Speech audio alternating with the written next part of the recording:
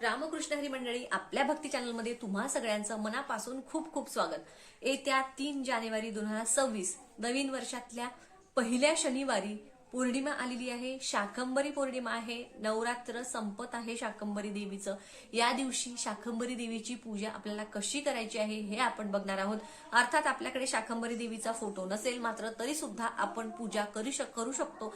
सेवा कोणत्या कोणत्या करायच्या आहेत, आपल्या घरामध्ये वर्षभर धनधान्याची कमतरता पडणार नाही यासाठी सेवा पूजा तुम्हाला मी सांगणार आहे. तर बघा, सगळ्यात आधी आपण सकाळपासून बघूया स्टेप बाय स्टेप काय करायचं आहे. तर सकाळी उठल्यानंतर अर्थात घराची साफसफाई झाल्यानंतर तुम्ही अंघोळ करणार आहात. अंघोळीच्या पाण्यामध्ये थोडीशी हळद टाका, त्याचबरोबर गंगाजळ टाका आणि अंघोळ करा. अंघोळ झाल्यानंतर सगळ्यात आधी आपल्या देवघरातल्या देवांची पूजा तुम्हाला करून घ्यायची आहे. त्यानंतर आपल्या उंबऱ्याला तुम्हाला हळदीचं लेपन करायचं आहे. त्याचबरोबर चंदनाने किंवा कुंकवाने त्यामध्ये पाणी मिक्स करून तुम्ही तुमच्या मुख्य प्रवेशद्वाराच्या दोन्ही साईडला 2 कुंकवाने स्वस्तिक काढायचे आहे. मध्ये 4 टिंब, साईडने 2 उभ्या रेषा द्यायच्या आहेत. त्याचबरोबर तुमच्या किचन ओट्यावर म्हणजेच गॅसच्या शेगडीवर देखील तुम्हाला एक कुंकवाने स्वस्तिक काढायचं आहे.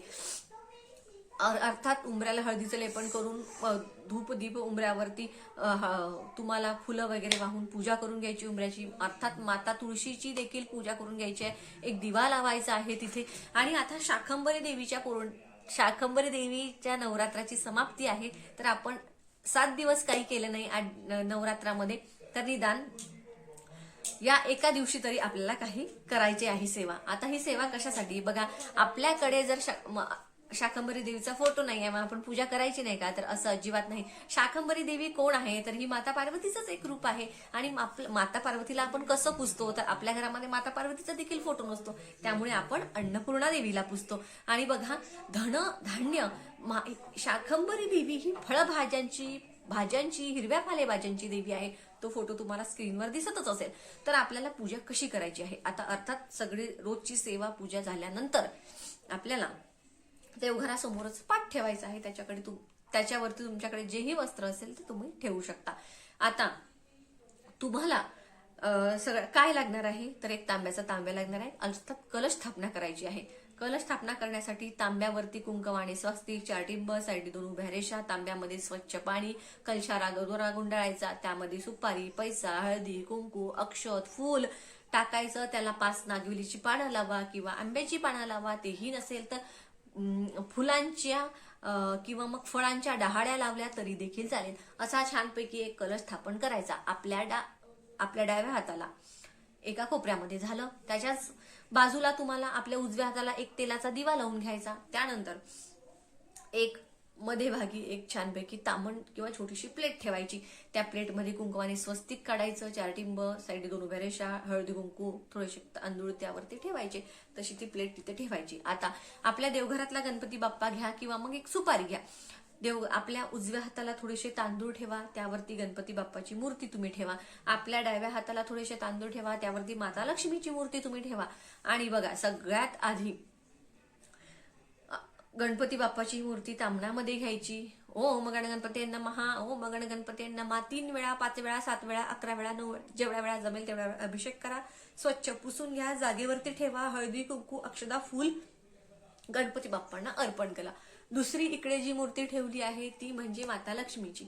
तिला तामणामध्ये घ्या. तिला तुम्ही स्वच्छ पाण्याने, कुंकवाच्या पाण्याने अभिषेक करू शकता, हळदीच्या पाण्याने अभिषेक करू शकता, दुधाने, दयाने, पंचामृताने अभिषेक करू शकता. तुमची इच्छा असेल तशी ओम श्री महालक्ष्मी नमो नमः, ओम श्री महालक्ष्मी नमः म्हणून अभिषेक करायचा आहे. परत माता लक्ष्मीची मूर्ती धुवून पुसून स्वच्छ जागेवरती ठेवायची आहे. माता लक्ष्मीच्या मूर्तीला हळदी कुंकू, अक्षता, फुलं अर्पण करायचे आहेत. आता जी आपण प्लेट ठेवली होती रिकामी, त्यावरती तांदूळ ठेवले होते, त्या प्लेटमध्ये आपल्याला माता अन्नपूर्णा ठेवायची आहे. अन्नपूर्णाची मूर्ती आपल्या तामणामध्ये घ्यायची. अन्नपूर्णा मातेची मूर्ती तामणामध्ये घेतल्यानंतर तिला तुम्ही स्वच्छ पाण्याने, पंचामृताने, स्वच्छ पाण्याने, तिला देखील तुम्ही कुंकवाच्या पाण्याने, हळदीच्या पाण्याने अभिषेक करू शकता. ओम अन्नपूर्णाय नमः, ओम अन्नपूर्णाय नमः असं म्हणत तुम्ही 3 वेळा, 5 वेळा, 7 वेळा जमेल त्या पद्धतीने माता अन्नपूर्णेला अभिषेक करा. माता अन्नपूर्णेची मूर्ती स्वच्छ पुसून त्या जागेवरती त्या आपण जी प्लेट ठेवली आहे त्याच्यावरती ठेवा.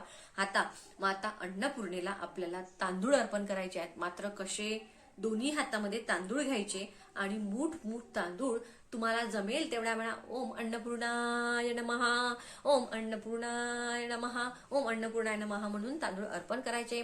अन्नपूर्णेला हळदी कुंकू अक्षता फुलं अर्पण करायच्या. धूप दीप आधीच लावून घ्यायचा. तिथे तुम्ही दूध साखरचा नैवेद्य ठेवू शकता. तुमच्या घरामध्ये जेवढ्याही पालेभाज्या आहेत त्या तुम्ही तिथे ठेवू शकता. दुसऱ्या दिवशी त्या बनवून तुम्ही मिक्स भाजी बनवून खाऊ शकता, किंवा मग संध्याकाळीच तुम्ही याची मिक्स भाजी करून तिथे नैवेद्य ठेवू शकता. आता खीर या दिवशी बनवायची आहे माता लक्ष्मीसाठी. आपल्या घरामध्ये माता लक्ष्मीसाठी आपल्याला खीर बनवायची आहे. बघा, तुमच्याकडे तांदळाची खीर बनवली जात नसेल तर तुम्ही रव्याची बनवा, शेवयांची बनवा, मात्र खीर बनवायचीच आहे प्रसाद म्हणून. त्याचबरोबर भाज्या देखील तिथे ठेवायच्या आहेत. फुलं वगैरे वाहून छानपैकी पूजा करून घ्यायची. आता अशी छान पूजा झाल्यानंतर तुम्ही अन्नपूर्णा स्तोत्राचं पठण करू शकता. मी आधीच सांगितलं, शाकंभरी देवी ही माता पार्वतीचं रूप आहे आणि माता पार्वतीला आपण आपल्या घरामध्ये अन्नपूर्णा स्वरूपात पूजत असतो. ती अन्नधान्य आपल्या पृथ्वीवरती जेव्हा अन्नधान्याची अन्नधान्य पुरवठा कमी पडला होता, जेव्हा भुकेने लोक मरत होते, विवळत होते, तेव्हा माता पार्वतीने मा अन्नपूर्णेचं रूप घेतलं होतं. आणि तेव्हापासून मा अन्नपूर्णेला आपण आपल्या स्वयंपाकघरामध्ये, किचनमध्ये, आपल्या देवघरामध्ये पूजत असतो. ज्यांच्याही घरामध्ये माता अन्नपूर्णाची मूर्ती नाहीये त्यांना आवर्जून सांगेन की माता अन्नपूर्णेची पितळेची मूर्ती का होईना तुम्ही घेऊन या आणि त्याची पूजा करा. आता तुम्ही म्हणाल की आम्ही आणूच शकत नाही, तर तुम्ही एखादी सुपारी घ्या आणि तिला अन्नपूर्णा म्हणा. मात्र मी तुम्हाला सांगेन की छोटीशी का होईना माता अन्नपूर्णेची पितळेची मूर्ती घेऊन या. आता मूर्ती जर तुम्ही आणली, अर्थात पौर्णिमेच्या आधीच घेऊन या, या 2 दिवसात घेऊन या. चांगला उद्या नवीन वर्षाचा दिवस आहे, उद्या आणली तरी देखील चालेल. तर बघा, अन्नपूर्णेची मूर्ती आणल्यावर लगेच ती देवघरात तशीच ठेवायची नसते. आणल्याबरोबर तिला तांदळात ठेवायचं असतं, तांदळावरती ठेवायचं असतं. आणि नंतर आपण जेव्हा पूजा करणार तेव्हा तिला स्वच्छ पाण्याने, पंचामृताने अभिषेक करायचा असतो आणि नंतरच ती आपण देवघरामध्ये स्थापन करत असतो. तर तुम्ही घेऊन या. पौर्णिमेच्या दिवशी आणली तरी देखील चालेल, मात्र अन्नपूर्णा मातेची मूर्ती आपल्या घरामध्ये असणं अत्यंत आवश्यक आहे. आपल्या घरामध्ये धनधान्याची कमतरता कधीच भासणार नाही. झालं. आता या दिवशी माता लक्ष्मी, भगवान विष्णूंची सेवा आपल्याला करायची आहे. बघा, अर्थात 2 तारखेला संध्याकाळी 6 वाजून मला वाटतं 54 मिनिटांना पौर्णिमा लागत आहे. 6 वाजून 54 मिनिटं म्हणजे 7 वाजले. तर 2 तारखेला संध्याकाळी 7 वाजता पौर्णिमा लागत आहे. ज्या महिला पौर्णिमेचा सत्यनारायण करतात त्या महिलांना प्रश्न पडला की आता कधी करायचा. कारण जर 7 वाजता आपण पूजेला बसलो तर आपल्याला 8-8:30 वाजतील, म्हणजे प्रदोष काळ पण निघून जाईल. त्यामुळे आणि 3 तारखेला करतो म्हटलं तर 3 तारखेला दुपारी 3 वाजून 33 मिनिटांनीच पौर्णिमा समाप्त होत आहे. तर सत्यनारायण कधी करावं? तर महिलांनो, तुम्ही 3 तारखेला सकाळी सत्यनारायण पूजन करू शकता. बघा, आपण माता लक्ष्मीची सेवा करत आहोत. माता लक्ष्मीची, अन्नपूर्णा देवीची, गणपती बाप्पाची आपण पूजा मांडणी केलीच आहे. त्याच्याच बाजूला छानपैकी चौरंगावर आपली दर पौर्णिमेचा जो सत्यनारायण असतो 3 पर्यंत तुम्ही करू शकता. ज्या महिलांनी अजूनपर्यंत पौर्णिमेचा सत्यनारायण सेवा सुरू केली नाहीये त्या महिलांनी या पौर्णिमेपासून सुंदर असा योग आहे. शाकंभरी देवीचं नवरात्राची समाप्ती आहे, शाकंभरी पौर्णिमा आहे. इथून पासून देखील तुम्ही या पौर्णिमा सुरू करू शकता. संकल्पयुक्त पौर्णिमा तुम्ही करू शकता. संकल्पयुक्त पौर्णिमेचा सत्यनारायण कसा करावा याची लिंक मी तुम्हाला डिस्क्रिप्शन बॉक्समध्ये देते. तर बघा, आपल्याला माता लक्ष्मीची मूर्ती असेल, कुलदेवतेचा फोटो असेल, त्यावर देखील तुम्हाला कुंकुमार्चन करायचं आहे. माता लक्ष्मीच्या मूर्तीवर ओम श्री महालक्ष्मी नमो नमः, कुलदेवतेच्या फोटोवर ओम कुलदेवताय नमः असं म्हणत अभिषेक करू शकता. श्रीयंत्र असेल, श्रीयंत्रावर करा. तुमची कुलदेवतेची ओटी या वर्षातली भरायची राहून गेली असेल, किंवा नवीन वर्षाची सुरुवात आहे, तर आपल्या कुलदेवतेला आपण विसरायचं नाही. ती आपल्या कुळाचा उद्धार करते, आपल्या कुळाचं रक्षण करते. तिचं करणं आपलं कर्तव्य आहे. त्यामुळे तुम्ही तुमच्याकडून यथाशक्ती जशी घरातल्या घरातच तुम्ही कुलदेवतेच्या फोटो समोर जमेन त्या पद्धतीने तुम्ही खरा नारळाची ओटी भरू शकता. त्यामुळे गजरा ठेवायला आवर्जून, गजरा त्यामध्ये आवर्जून ठेवा, विसरू नका. छानपैकी ब्लाऊज पीसने म्हणा किंवा साडी असेल तर साडीची ओटी भरा, ती तुम्ही स्वतः वापरू शकता. तर आपल्या कुलदेवतेची ओटी कसं मूळ पीठावर जाणं शक्य नाही, तर घरातल्या घरातच ओटी भरा. तुम्ही वापरायची तर वापरा, नाहीतर मग ती ओटी तशीच घेऊन जेव्हा मूळ पीठावर जाणार तेव्हा तिथे ती अर्पण करा. माता कुलदेवतेची देखील सेवा आपल्याला या दिवशी करायची आहे. भगवान विष्णूंसाठी व्यंकटेश स्तोत्र, अर्थात सत्यनारायण पूजन केलं तर भगवान विष्णूंची सेवा आपल्या हातून होणारच आहे.